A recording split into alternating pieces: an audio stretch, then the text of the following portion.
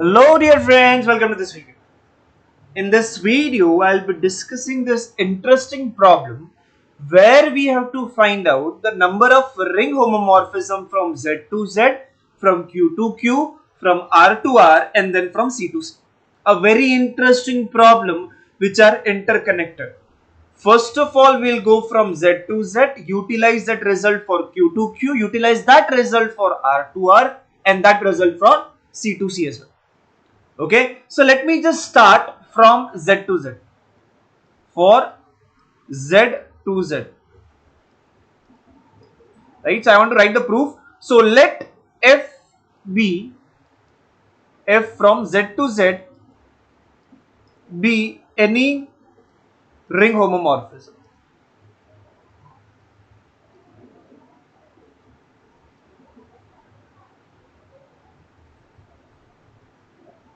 I need to think how this homomorphism could look like. I know that Z is nothing but a cyclic group under addition which is generated by the element 1. So somehow if I able to know where this 1 is going, I could answer many questions to this problem. But before we go to 1, 0 को बुरा नहीं लगना चाहिए, तो हम लोग सबसे पहले 0 के बारे में बात करें. Under the homomorphism, where this 0 will get mapped, my f of 0 will be what? My f of 0, suppose I don't know what the answer is. Suppose my f of 0 is some number x. I want to think what this number could be because I want to think all possible homomorphism, right? So I'm just trying to guess, suppose it is x, what are the possible values of x? So based on the property of homomorphism, since it is a ring homomorphism, what I could write is nothing but I can write my f of 0 plus 0 is same as f of 0 plus f of 0, right? Now f of 0 plus 0 is what? That is same as f of 0 only. That is same as f of 0 plus f of 0. Now as I have used the variable x, I just try to go in the variable x.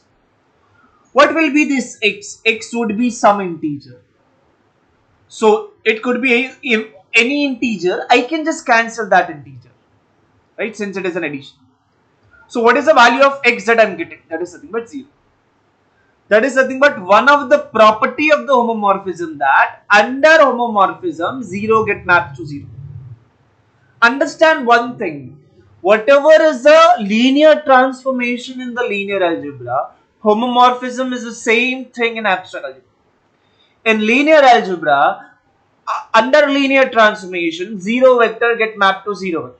Similarly, under homomorphism 0 get mapped to 0, right? So now I am done with 0. Whatever is this homomorphism, my 0 is going to 0. Now I have to think about 1, the important part, right? So now I have to think about 1. So let my f of 1 be equal to y. So if my f of 1 is equal to y, I need to use the property of a ring homomorphism to think what is the possible value of this one. So I know that my f of 1 times 1 is same as f of 1 times f of 1, since my f is a ring homomorphism, right? If I want, I can write the result since my f is a ring homomorphism.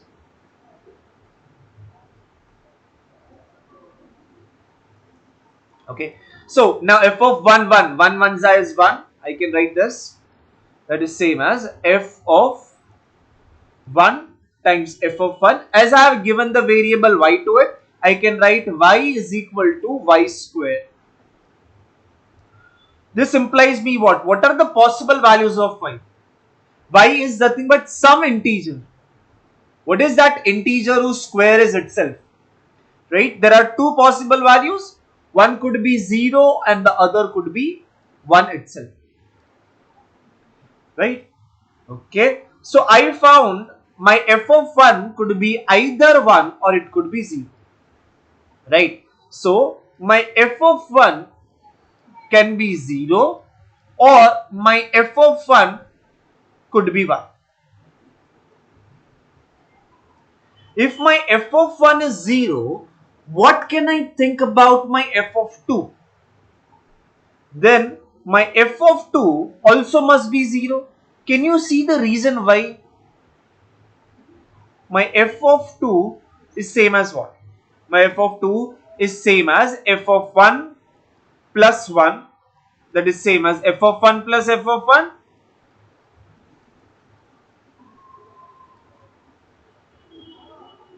And that must be 0.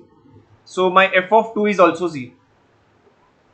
Similarly, I can write my f of 3 is 0 and dot dot dot. My f of n is 0 for given any natural number. But as I was working not on natural number, I was working on what? I was working on set of all integers. So I want to talk about all the integers. Now I know my f of 0 is 0, f of 1, f of till n for any natural number is going to be 0. What about minus 1? How I could say that what will be the value of f of minus 1? Or more precisely, f of minus n will be what? Right? That is one question that we have to answer now. Over here, to answer this question, we will be using the properties of a ring homomorphism. As I know, my f of 0 minus n is same as f of 0 minus f of n. For given any natural number, I can write what is f of 0 minus n, that is same as minus n is same as f of minus, it is minus, both are 0, right? So it is 0 minus 0, that is same as 0. And this is true for what? For all natural numbers. So I found for a positive number it is 0, for 0 it is 0, for negative numbers also it is 0. So I can conclude that my f of x equal to 0 for all x inside integer. Right? So this is nothing but the first possible answer. So my homomorphism could be this. That is nothing but the 0 map. Let us talk about the second case where I want to think about if my f of 1 is equal to 1, then what will happen? Right? If my f of 1 is equal to 1, what would be the value of f of 2? Can you see f of 2 is same as f of 1 plus f of 1? Hence it is same as 1 plus 1. It is same as 2. Similarly, f of 3 is same as 3. So for all natural numbers, it is going to be the same number. Right? So for all natural number, we are done. Also, I know that my f of 0 is always 0. What about f of minus n? If I consider a negative number, so minus n, it is same as f of 0 minus n, that is same as 0 minus n. So my f of minus n is same as minus n. Right? Because this was same as f of 0 minus f of n. So what I found, whatever is my input, the same is nothing but my output. So it is nothing but f of x, whatever is your input, the same is your output for all x inside z.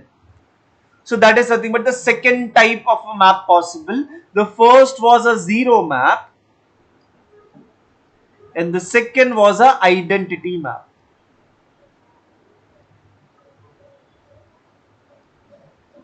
So there are total 2 ring homomorphism from Z to Z. In multiple competitive exams, I have seen this question has been asked in a different way. Sometimes they ask how many non-zero ring homomorphism are there from Z to Z, then the answer is only 1 because the only left is nothing but identity. If they just ask how many ring homomorphism are there, then the answer should be 2. But over here, we have got the answer for how many ring homomorphism are there from Z to Z.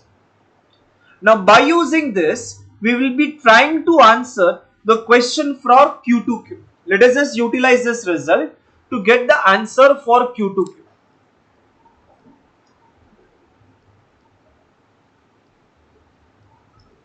So let F from Q to Q be any ring homomorphism.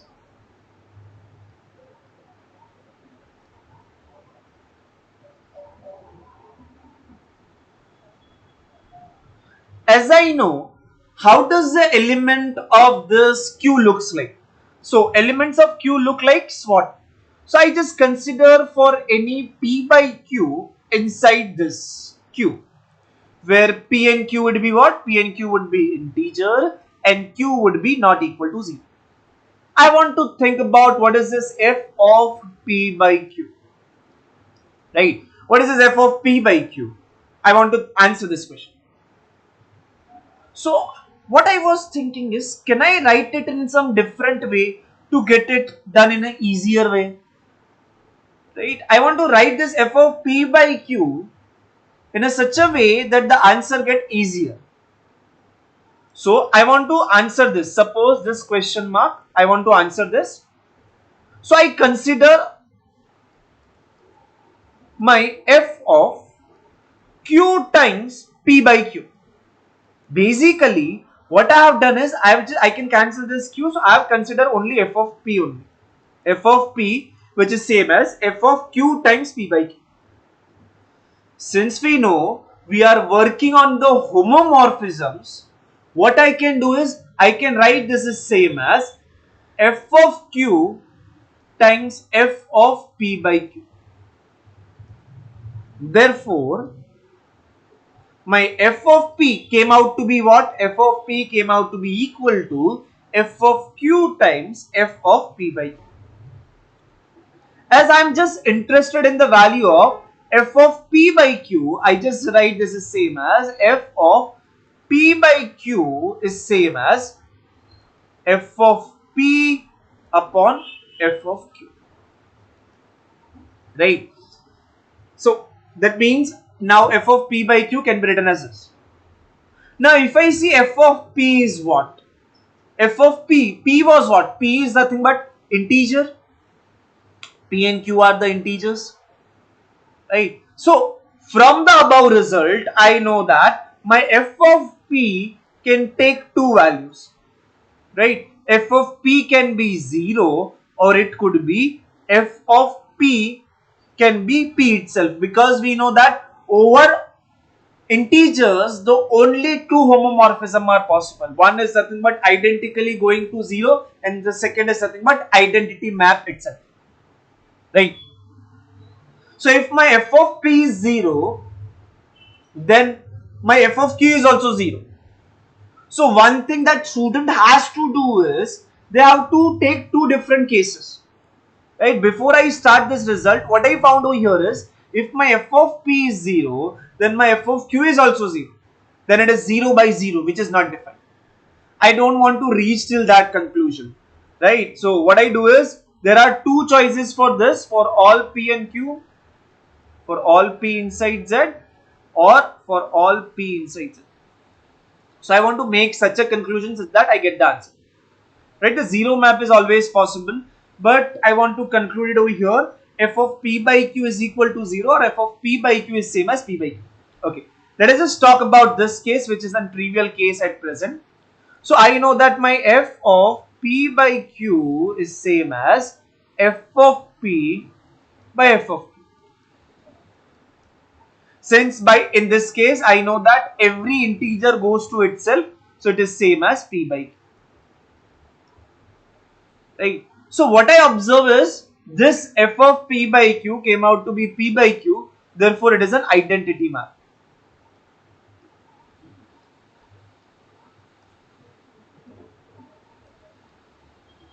So one case is trivial, it is nothing but the identity map. In the second case, when I know every integer is going to 0, I want to conclude that my every rational number also should go to 0. There is no other choice for it. Right? So I want to think if my f of P is 0 for all the integers, then my f of P by Q. What is my claim? My claim is f of P by Q is also 0.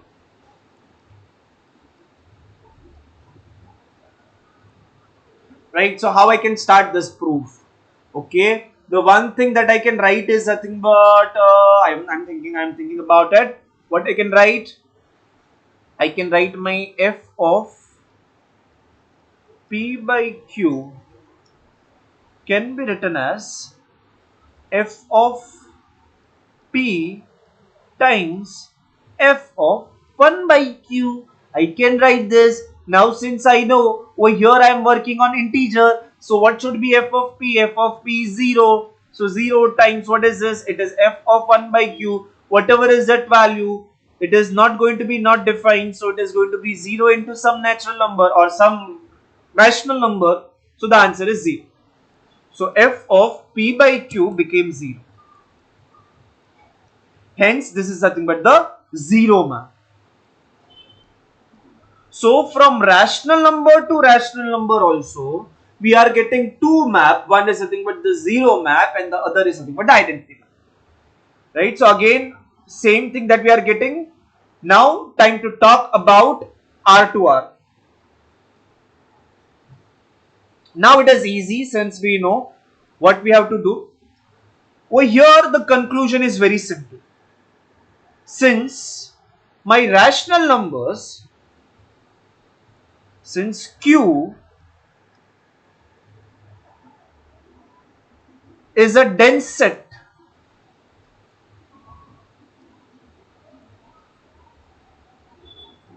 in R, that means over here in the abstract algebra we are using the concept of analysis. The reason is very simple. It makes our work very easy. Since my Q is so much dense in R, for the irrational number there will be no choice to follow the same map as we have for Q. Okay, so how I'm concluding this? Since my Q is a dense set in R and homomorphism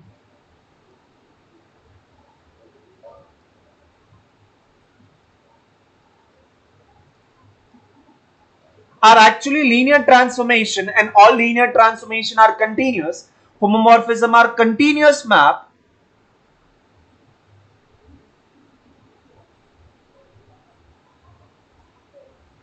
so on rational number homomorphism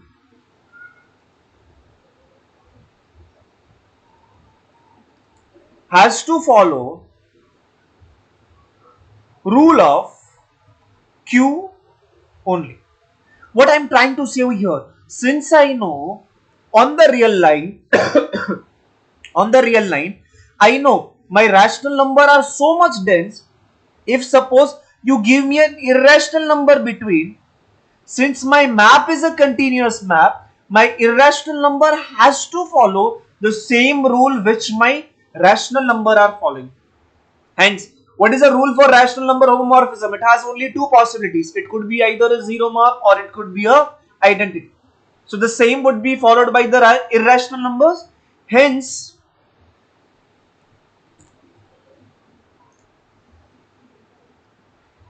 again there are two homomorphisms. Hence there are two homomorphisms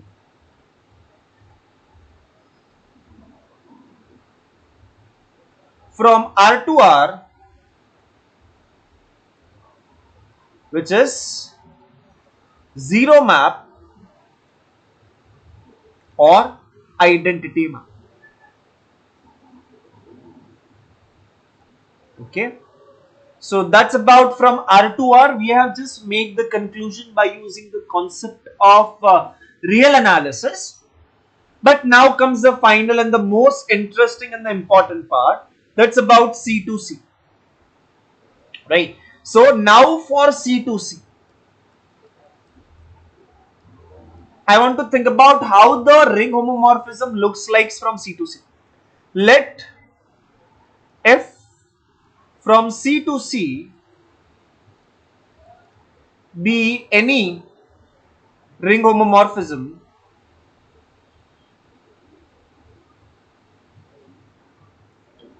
then my f of any z, where z is nothing but f of a plus ib, z can be written as a plus ib. I have to think about where this could go, right? But as we know, my f is a homomorphism. We can distribute it over addition and multiplication. So I write it like this. I write it like f of a plus f of I times f of b. in the complex number, we know that this A and B are nothing but real numbers.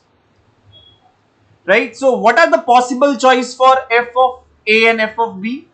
My f of A and f of B could either be zero map or it could be identity map. Right? Since we know for the real numbers we have only two choices. It could be a zero map or it could be identity map.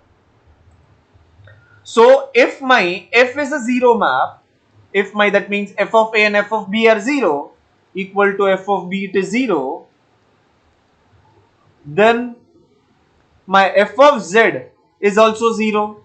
That is 0 plus, I don't know what is f of I, but whatever it is times 0. So the answer is 0. Therefore, if over ring of real number it is a 0 map, then ring of complex number also it is a 0 map. Now time to think about the second case. If it is an identity map, then my f of A would be A, my f of B would be B. But then my f of A plus IB will be what? My f of A plus IB would be f of A is nothing but A plus f of I is nothing but itself, because we still don't know what is the value, and f of B is same as B. So the now problem boils down to finding out what is the value of f of I. So what this f of I could be, that is a question mark for us now. What this could be? Yes, an interesting question to answer.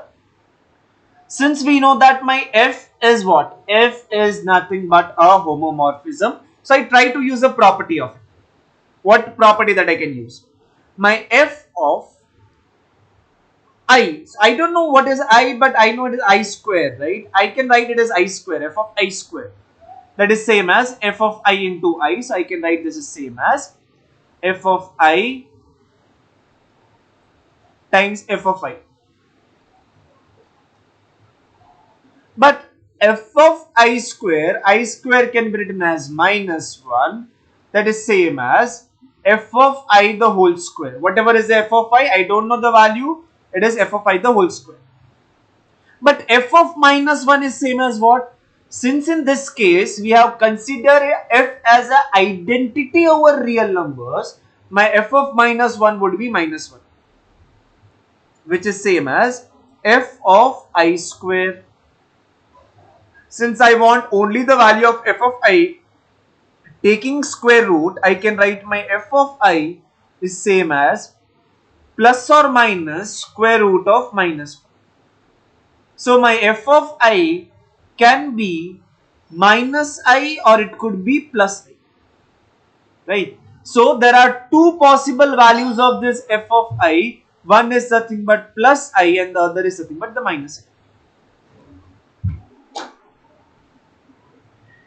If my f of I is I, then what will happen? Let's just try to see. If my f of I is I, so if my f of I is equal to I, then what happens?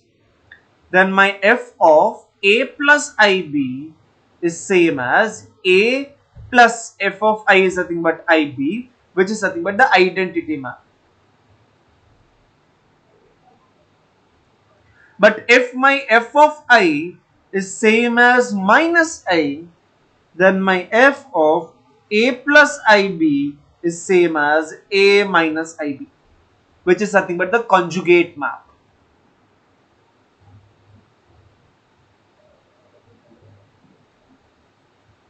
Hence, there are three ring homomorphism from C to C. One is nothing but the zero map, second is nothing but the identity map, and the third is nothing but the conjugate map. Okay, I have went through the proof very slow. Still, if you have any doubt anywhere, be free to ask. Watch it again and again. If you had doubt, write in the comment section. Okay, thank you so much for watching this video. Bye bye.